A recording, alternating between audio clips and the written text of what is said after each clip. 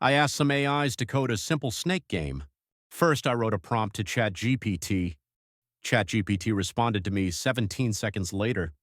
I opened Scicharm and downloaded the Pygame library.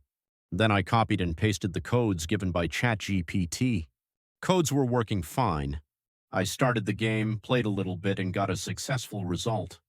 I did not encounter any compilation errors. Next up is DeepSeek. I asked him the same question. Code a simple snake game in Python.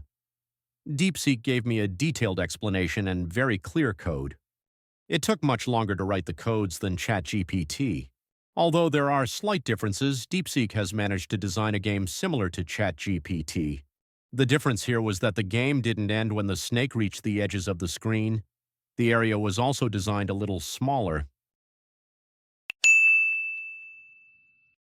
When we look at Grok, we see a design similar to DeepSeek in appearance. However, its gameplay is similar to ChatGPT. Game ends when snake touches the edges. In terms of time, Grok coded the game in a longer time than ChatGPT but shorter than DeepSeek.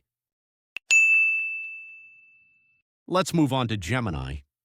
Similarly, I asked him to code a simple snake game, but Gemini's response was a bit disappointing. He told me he couldn't code that game.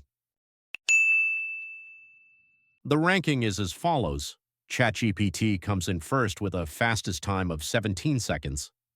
Grok comes in second with 31 seconds. DeepSeek comes in third with 68 seconds. Gemini is in last place because it couldn't do it. So, which AI did you like the most? You can share your thoughts in the comments. See you next time.